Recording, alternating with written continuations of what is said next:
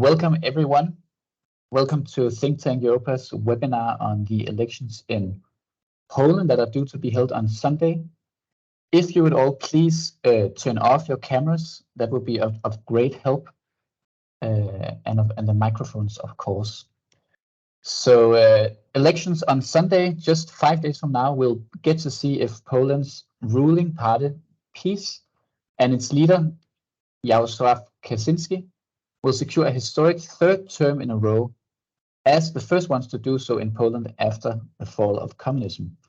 Or if the former Prime Minister Donald Tusk and the parties behind his civic coalition will be able to defeat the party in government. Much is at stake in this election, but it's not just of great importance to Poles, of course. It is also followed very closely by the European neighbors. Ever since the war broke out in Ukraine last year, it seems that Polish politics has become a new center of attention in Europe. And also with another round of enlargement of the EU coming up to absorb new members of East European countries, the questions of, on one side, Poland's position in the EU, and on the other, whether power is shifting to the East, have now become very relevant. And to straddle both of these levels, the Polish and the European perspectives, we are honored to be joined today by Piotr Buras, calling in from Warsaw, I believe, where you are head of the office at the European Council on Foreign Relations as a senior policy fellow, and also a frequent guest at Think Tank Europa's events. So thank you so much for joining us, Piotr. Yeah, thank you. Thank you very much, Rasmus, for inviting me. Great pleasure to be with you. All right. So along the conversations, I will encourage you all just to put questions for Piotr in the chat, and then we'll make sure to include them as we go along.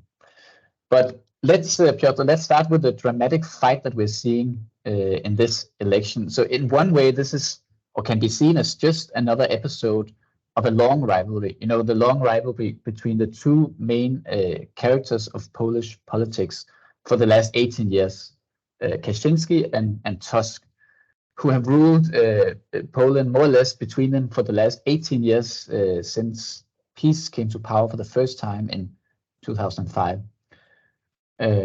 From the outside, at least from a Danish perspective, this looks like a choice between two very different figures, of course. You know, on the one side, a nationalist conservative with a redistributive agenda, and on the other, a pro-European with more liberal economic policies.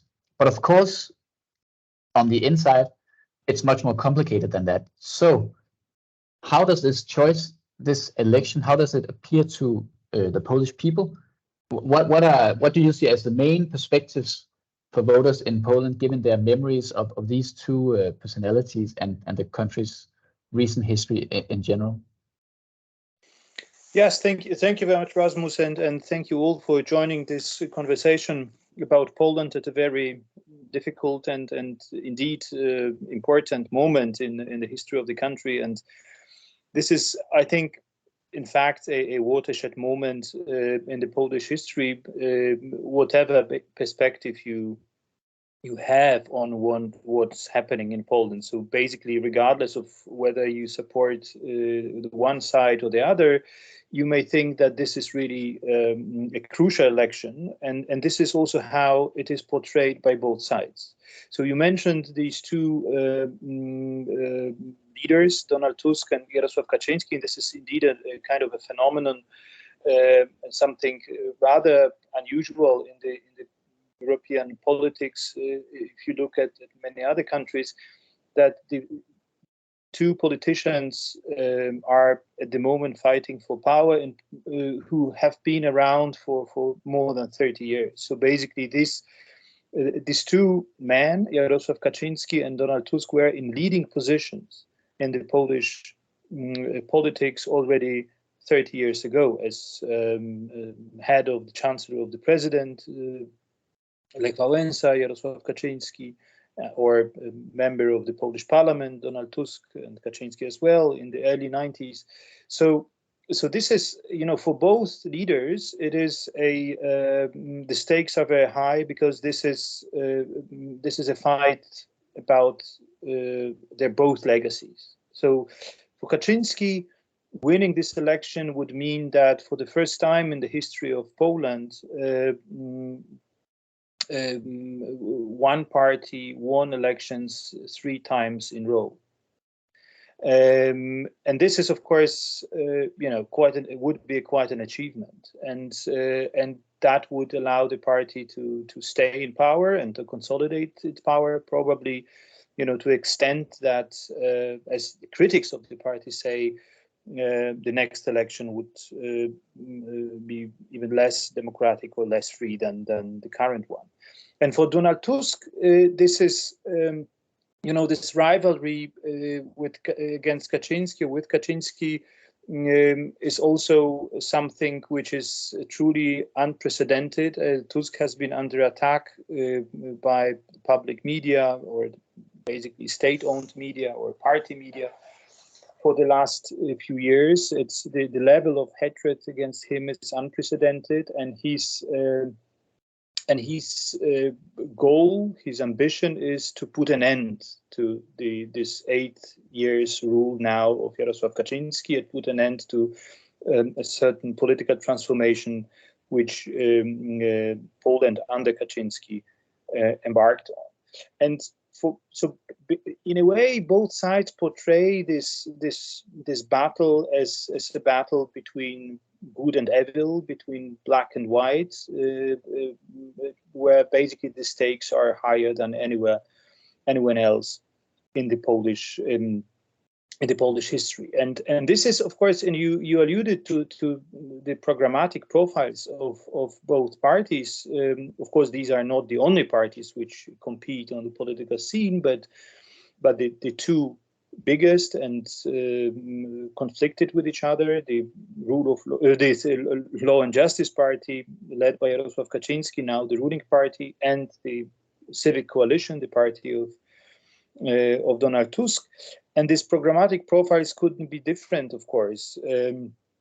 But the fact is that this electoral campaign we are witnessing at the moment is probably the least programmatic one in the history of Poland. This is extremely emotional, extremely polarized on both sides, and extremely brutal at the level of rhetoric, at the level of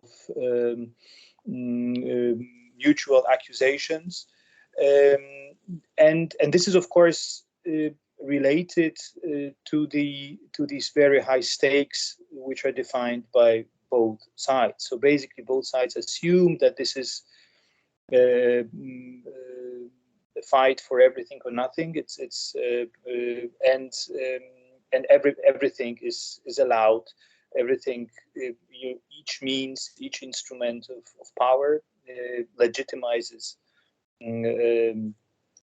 or the goals of both parties legitimize the means and instruments used to fight the enemy. So this is, basically the what it looks like at the moment, and how this is portrayed by the main players. All right, so you call this a watershed moment, a watershed election, and as you say, Tusk and Kaczynski are deeply polarizing figures. And I think that just the massive demonstrations that took place in Warsaw a few weeks ago were testament to this deep polarization within the society, right? How should we make sense of this polarization?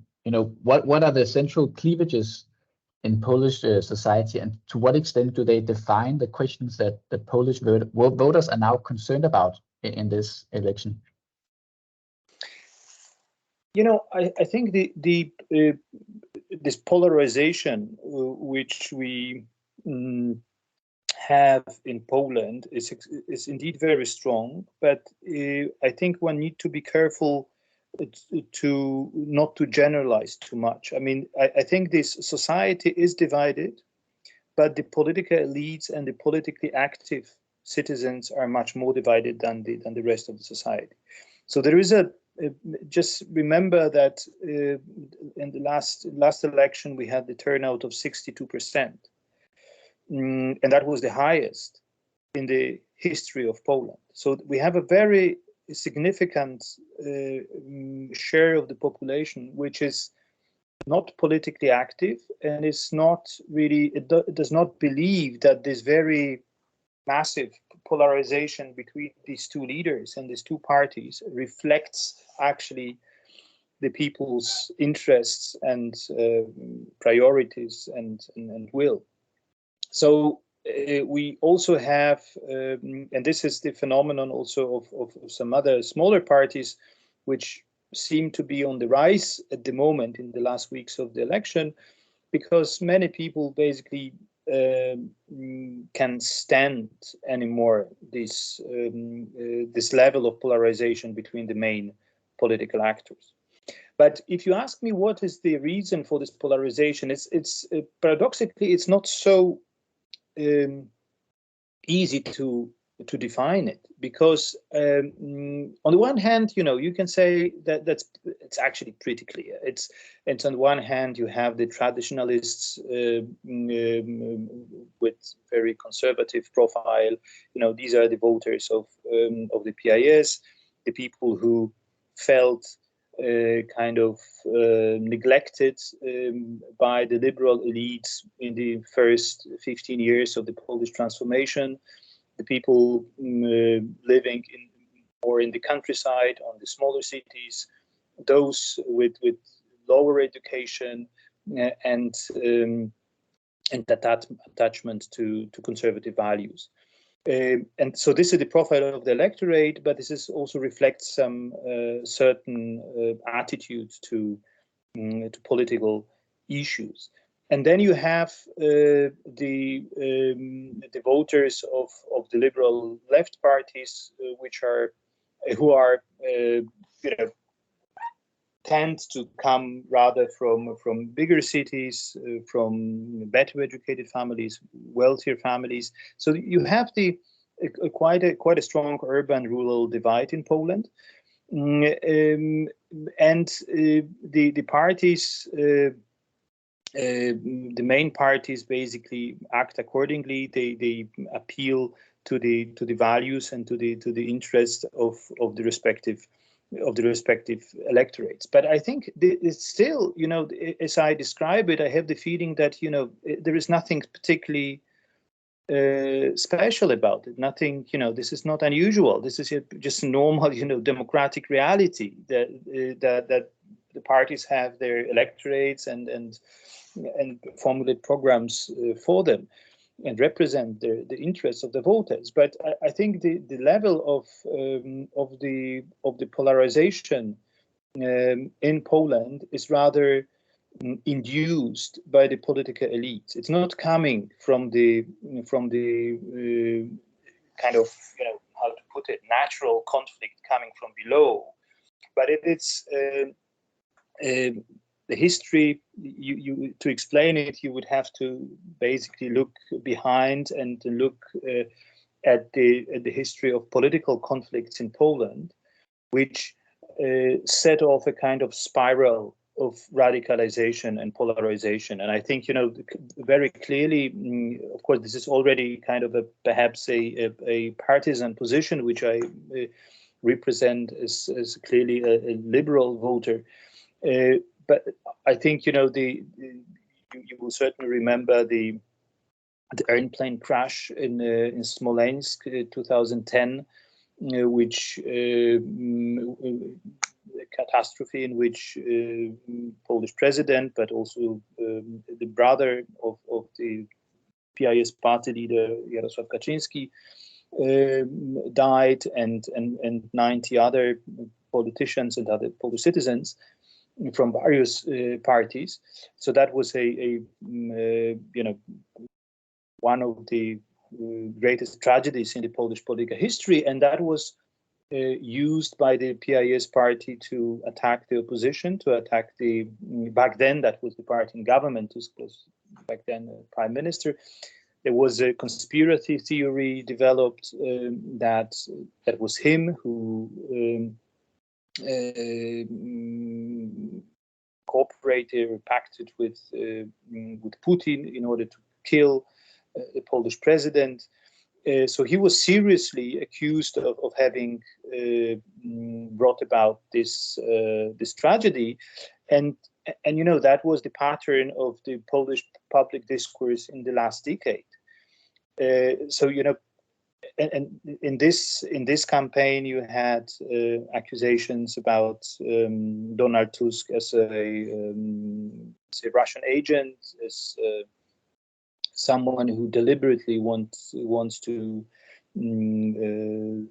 put the Polish security at risk, and so on and so forth. So I'm just saying, you can give lots of examples of this kind, but I think at some point this polarization, which I'm describing on the rhetorical level, on the level of also political programs, served both sides. So basically, I have the feeling that both at some point both the PIS and the liberal opposition was interested in keeping up this level of polarization because it was promising in terms of electoral outcomes and mobilization of the voters.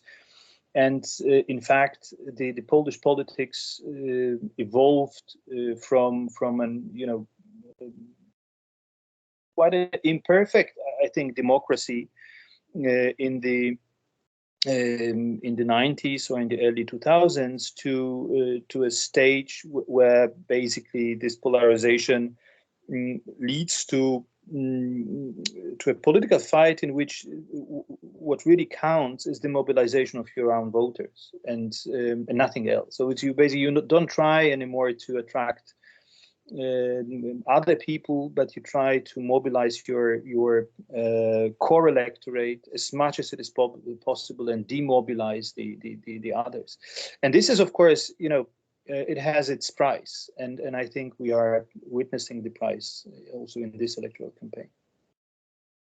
Okay, I'm glad to hear that you're saying the polarization in society might not be as bad as the rhetorics would suggest, but this, of course, also poses the question of Confederacja, the party that has been called a potential kingmaker, and a party that has chosen not to choose a side yet. It said that it wants to flip the table, not sit at the table, right?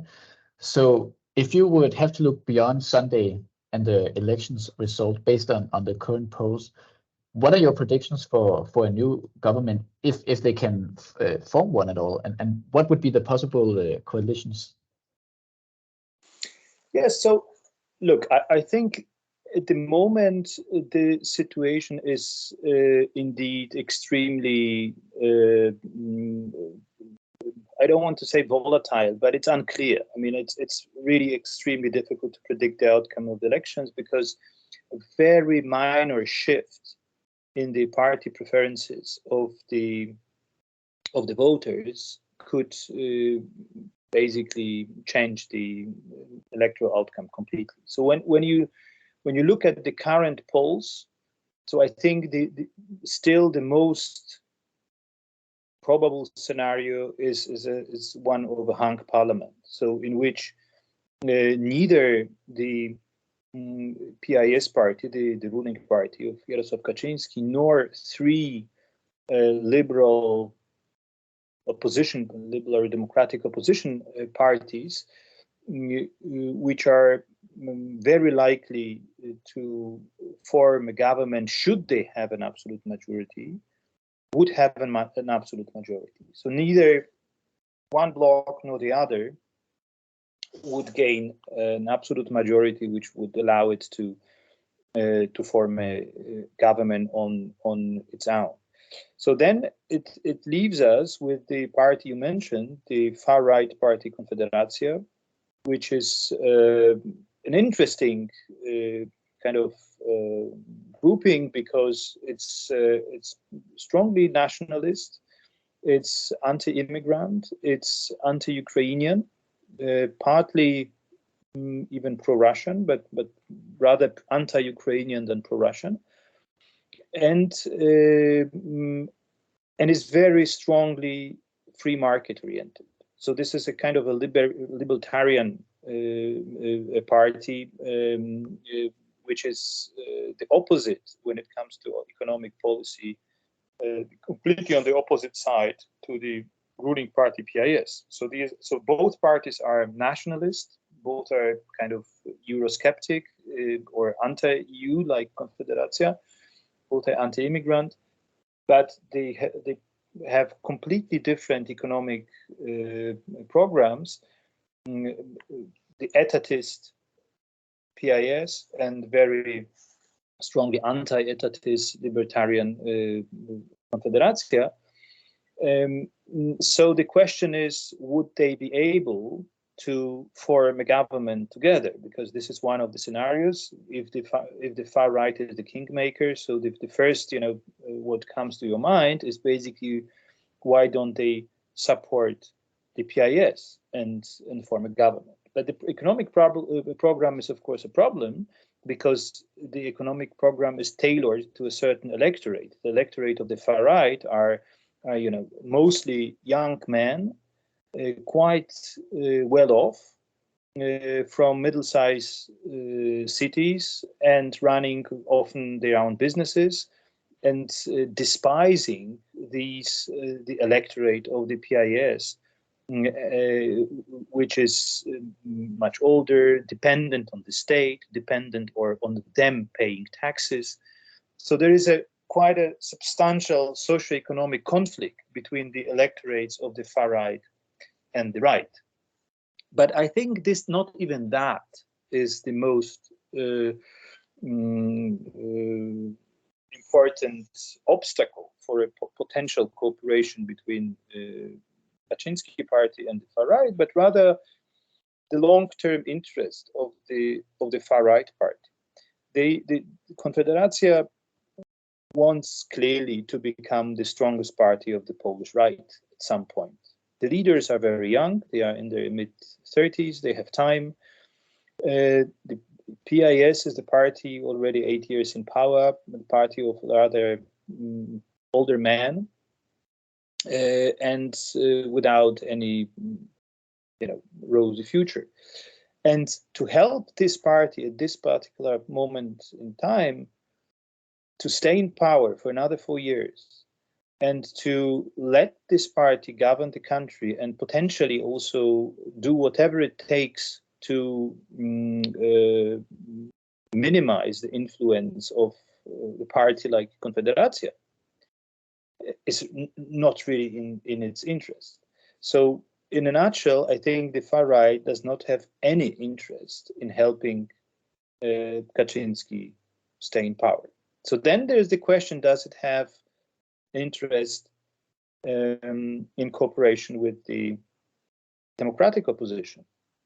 And I think it does, for this very same reason.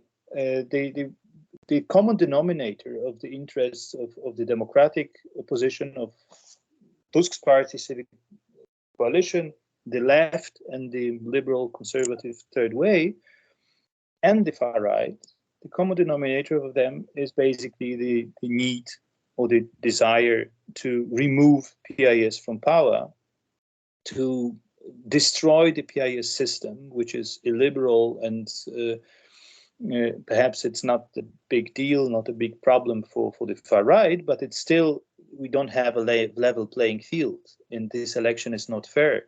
The PIS has lots of advantages, has access to public money, controls the judiciary, controls the Supreme Court, the Constitutional Court, the public media. So it's in control of the whole state, which is to the detriment of other players. So why don't they form a government, or form a coalition, or engage in a cooperation on a very low common denominator, which is, let's remove PIS from power, let's kick out their people from the state institutions, and let's have new election mid next year, let's say, with after the level playing field has been restored. So this scenario, I think, is not unlikely. This, of course, it would not. I cannot imagine a joint government. But I think a minority government of the democratic opposition tolerated by the far right, I think, is not to be ruled out. Of course, there is, if we talk about these scenarios, there is, we need to take into account one important factor, namely, Confederacja is, as the name suggests, a confederation. Is not a unified party. It's actually quite a loose structure, and it might happen that some of or a number of members of the parliament coming from this party would be completely unpredictable individuals who can switch sides quickly after the election, being bribed by, let's say, the ruling party, who could offer them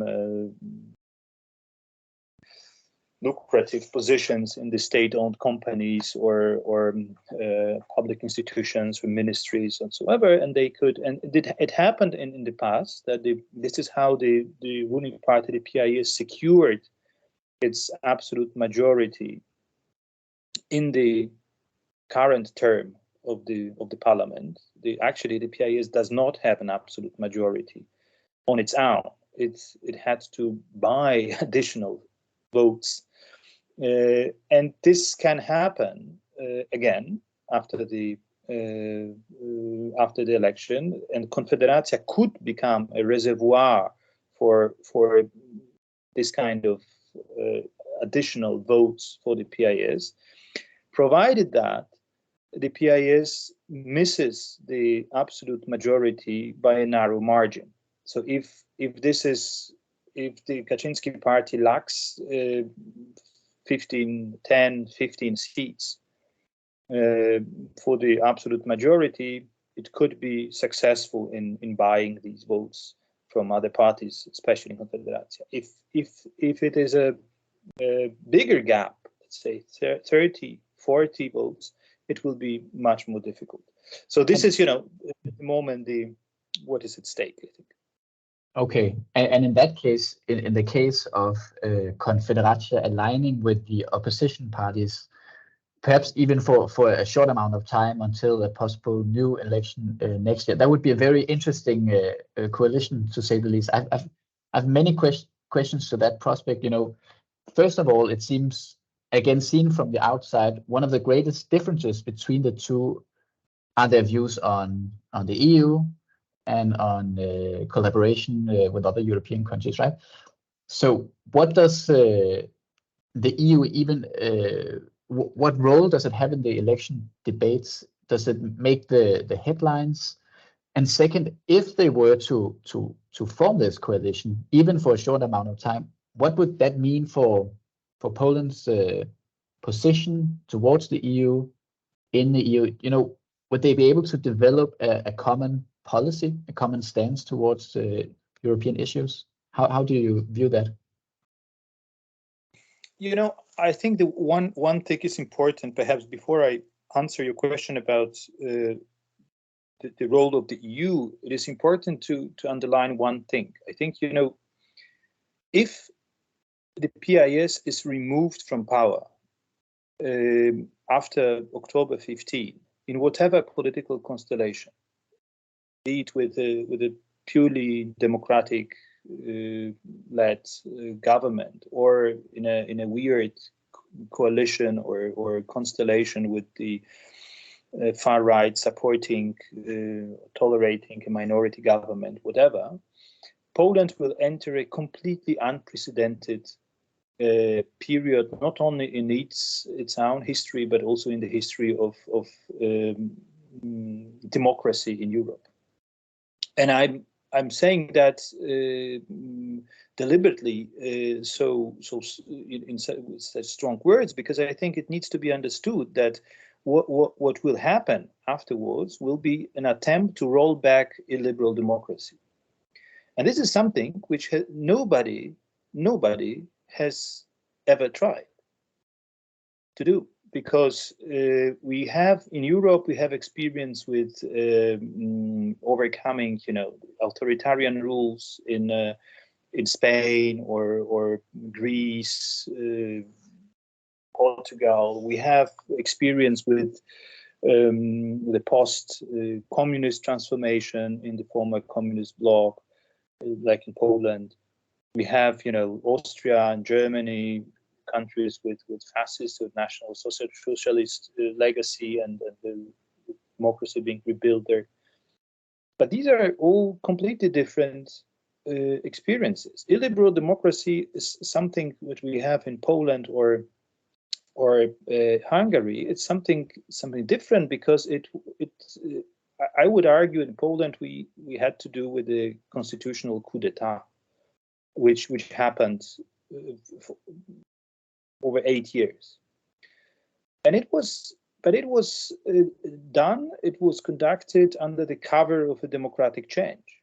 So, and to roll it back, so restore the rule of law, restore the constitutional order, without violating the rule of law system, which is non-existent in Poland anymore, but without giving the impression that constitutional rules are being violated again, would be extremely difficult. Also because, the President Duda, who is an ally of the ruling party, will stay in power until mid-25. So whatever the new government, whatever constellation will do, will be very difficult. No legislation could be passed without support of the president. So it will be a very chaotic time and very difficult time, whatever happens. So I'm saying that because I think, I don't think such new government, which will be exclusively focused on this fundamental issues, but extremely difficult to solve, that such a government will have any EU policy. I think, it will be completely, I think Poland will be for some time rather absent from the European, I would like to be wrong, but I think, I don't see such a government having enough energy and having time to invest a lot in a European policy strategy and redesigning. Of course, the instinct will be different than we have today. There will be an attempt, and a probably successful one, to mend fences with the European Commission and with other partners in the EU. That will be completely different rhetoric, and the focus will be on the EU money, which is being now withheld by the European Commission, for the reason that Poland does not fulfill the criteria, that does not fulfill, the commitments, does not live up to the commitments with regard to the rule of law. But the problem is, and this is yet another, example of the challenges I've just mentioned, that in order to release this money, to get this money released, Poland will have to enact a legislative change. So we need to pass legislation. If the president does not approve of it, we will not be able to pass this legislation. So I don't know on what grounds the European Commission could release the money. I could imagine a number of tricks, maybe, but but this is, that's reality. So I think, in a nutshell, I think we may have a new government in power, but without full power, without wielding full power, basically. All right. It's also very interesting prospects here. But of course, there are cases and questions in European politics that cannot wait for Poland or other countries to make up their minds. We also had a question about the EU and the stake for EU in the chat by Albert Cadenet, a journalist in Brussels. And I would like to add on this the topic of Ukraine. We have something like 10 minutes left, and I think definitely we should discuss this. So since the beginning of the war in Ukraine, Poland has been a very strong supporter until recent months, where there have been these this hesitation. Let's say there's been conflicts about the import of grain and also the military support. And this is one of the questions that will not wait, of course, until Polish politics has settled. And I think you commented recently that we should not necessarily expect Poland's support of Ukraine to go back to normal after the elections. Could you unfold why that is the case, and what should we generally expect of Poland's foreign and security policy going forward in this period? I think that one thing needs to be, of course, clarified, because I think that there was, after some statements made by the Polish Prime Minister, there was an impression in Europe that Poland would stop deliver weapons for Ukraine, which is not correct. I think Poland is still committed to, the Polish government is still committed to the military support for Ukraine. This statement by the Polish Prime Minister was extremely misleading, but in a way deliberately misleading, and that was how the electoral campaign kind of infected this foreign policy debate, because he said that we would stop, we would no longer deliver weapons to Ukraine, and instead invest in our own security. So that was, clearly the target group of this statement was the Polish public opinion, but it is not correct, because of course Poland still is sending weapons to Ukraine. Poland is still the key military hub for Ukraine. It will not change. But the truth is that Poland does not have much more equipment to send to Ukraine, because it has already depleted its stocks. So that's, in a way, it's not so controversial, I would say. It's rather a sign of how much Poland has already done for Ukraine. But of course, the issue is, where the problem runs deeper, because there is a certain fatigue in Poland when it comes to for Ukraine, both when it comes to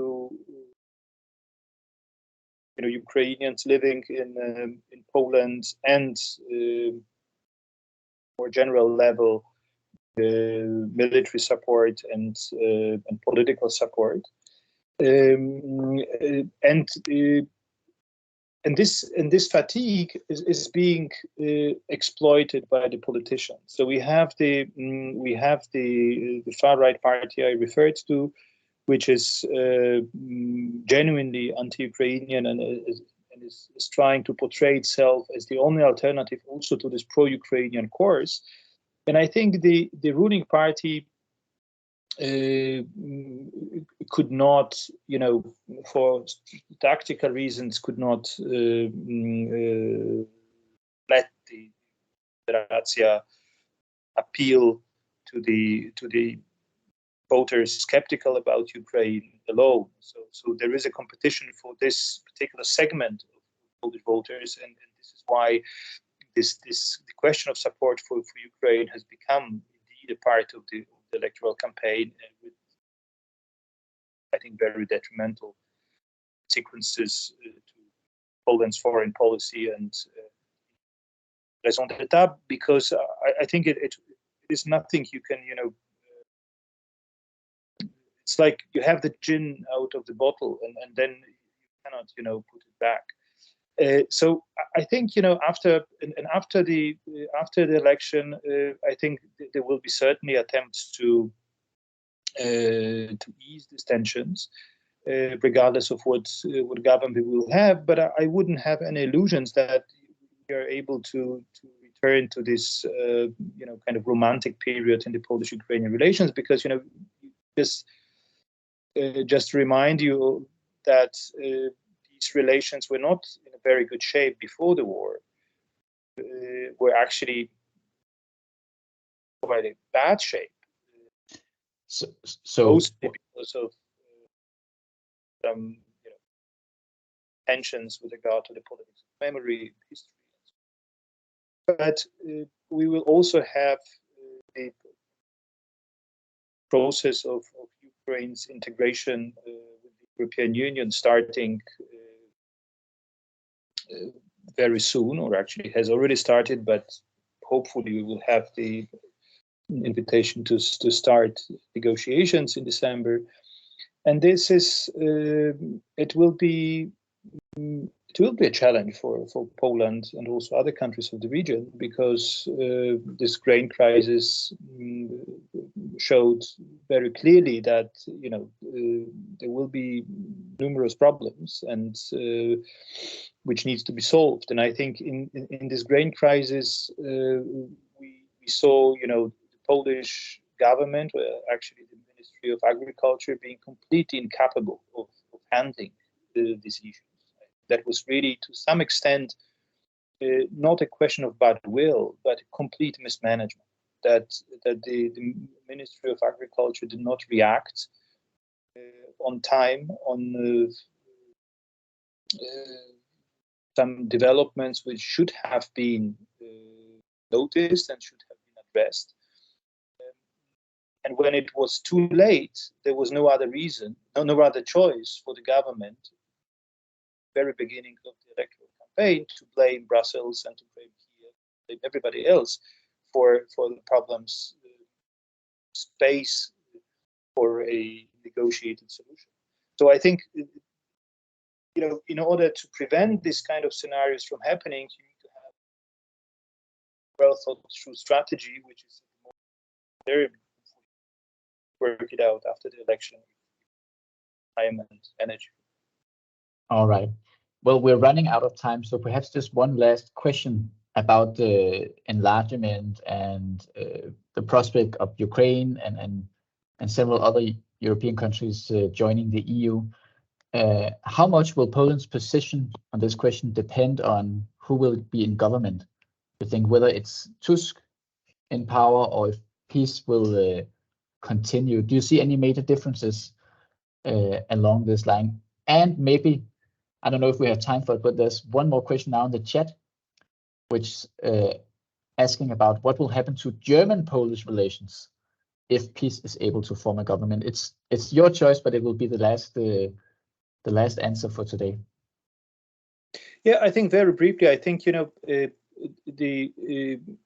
clearly the PIS has shown that it is that the party over the last years, that the party does not hesitate to put the Polish foreign policy at risk when it serves the party interests, and to an extent which is unprecedented also in the Polish history. And this is true for the relations with Ukraine, with the European Commission and the recovery money, and relations with Germany. Today, two top generals of the Polish army, the whole leadership of the Polish army, stepped down because of the instrumentalization of security policy in the electoral campaign. This is a big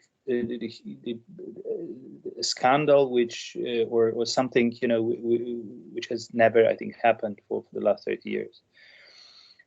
So this is, I think, I have no doubts that